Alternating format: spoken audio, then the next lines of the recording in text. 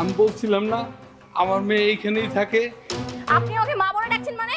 আমাকে দেখে আপনার মেয়ে মনে হয়? বের হয়ে যান, বের হন বলছি। এই যে বাবা, একটু দাঁড়ান, আমার এই ঠিকানাটা বলতে পারেন? আমি তো এই শহরে নতুন, এই প্রথম আসছি, আমি এই ঠিকানাটা খুঁজে পাইতেছি না। আচ্ছা দিন। চাচা, এটা তো মহিলা হোস্টেলের ঠিকানা, এখানে আপনি কেউ থাকে নাকি? হ বাপ, আমার মেয়ে থাকে। তা আপনার মেয়েকে একটা ফোন দেন। বাবা, আমার মেয়েটা অনেক দিন ধরে রাগ করে আমার সাথে যোগাযোগ করে না। ও আচ্ছা, আপনি তো একদম কাছাকাছি চলে আসছেন। আমি ওইদিকে যাচ্ছিলাম। আপনার মেয়ের হোস্টেল তো ওই যে ওইটা।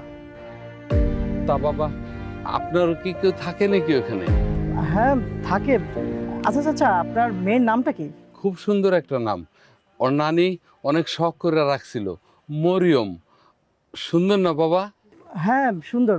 চলেন চাচা, আপনাকে আগে দিই। আসুন এদিকে আসুন। আসুন। ওয়ালাইকুম আসসালাম। আচ্ছা, তুমি যেহেতু অনেকদিন যাবত এখানে থাকো, তোমাদের এখানে মরিয়ম নামে তুমি কাউকে চেনো নাকি? মরিয়ম? মরিয়ম না ভাইয়া, এখানে তো মরিয়ম নামে কেউ থাকে না। আচ্ছা আচ্ছা, আপনার মেয়ের ছবি আপনার কাছে আছে? না তো বাজান, আমি কোনো ছবি নিয়ে আসিনি, আমি শুধু ঠিকানাটাই নিয়ে আসছি। আচ্ছা, আপনি একদম চিন্তা করবেন না, আমি একজনকে ফোন দিচ্ছি, ও অবশ্যই আপনার মেয়েকে চিনবেই।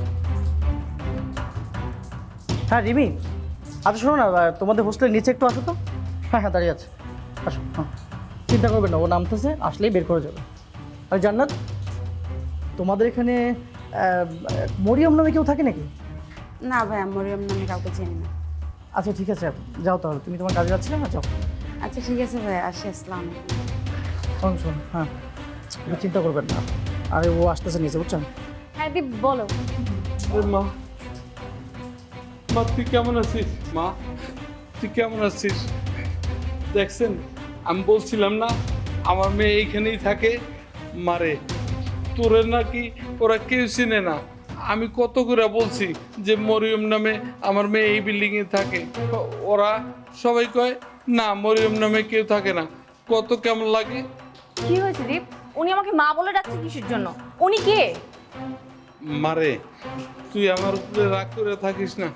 আমি আর তোরে কোনোদিন বকাঝকা করুম না, কোনোদিন গালমন্দ করুম না। তুই আমার উপরে রাগ করছিস না মা? রিয়াদ ভাই, আপনার নামে আমি আজকেই অভিযোগ করব। আপনি যাকে তাকে এই বিল্ডিং এ ঢুকতে দেন কিসের জন্য? আরে আপনি আমাকে মা বলে ডাকছেন মানে? আমাকে দেখে আপনার মেয়ে মনে হয়? বের হয়ে যান, বের হন বলছি। যাইতাছি, আমার অনেক বড় ভুল হয়ে গেছে, তবে যাওয়ার আগে কটা কথা কয়ে যাই। আপনার মতো দেখতে আমার একটা ময়না পাখি ছিল, সে ময়না পাখিটারে আমি অনেক কষ্ট করে লালন পালন করে বড় করছি। তারপর সে ময়না পাখিটা যখন উড়াল শিখল, তারপর সে ময়না পাখিটা উড়াল দিয়া ঢাকা শহর চলে এলো। আমার একা ফালায় ঢাকা শহর আইসা আমার সাথে সম্পূর্ণ যোগাযোগ বিচ্ছিন্ন করে দিল। আমারে শেষবারে আসার সময় তার নিজের হাতে এই ঠিকানাটা লিখে দিয়েছিল।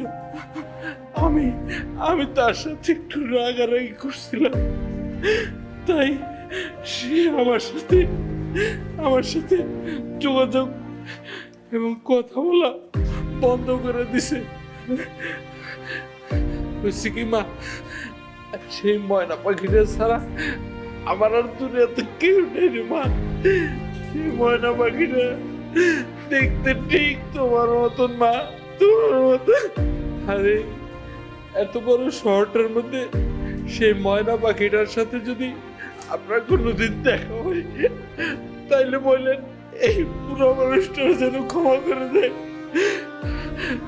তার এই বুড়া বাপটা তার জন্য অপেক্ষা থাকবো, সে যেন একবারের জন্য এই বুড়া মানুষটার সাথে দেখা করে আসে।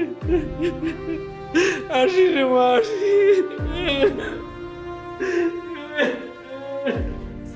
ছি রিমি, ছি, আমি কোনদিন কল্পনা করতে পারি যে তুমি তোমার নাম পরিবর্তন করে তোমার বাবাকে অসম্মান করবে। ছি, এখন তুমি তোমার বাবাকে পর্যন্ত চিনতে পারছো না? খুব মডার্ন হয়ে গেছো তুমি। অথচ এই বাবা তোমাকে পড়াশোনা করার জন্য কত পরিশ্রম করে তোমাকে এখানে রেখেছে, আর তুমি সেই বাবাকে চিনতে পারছো না? ছি!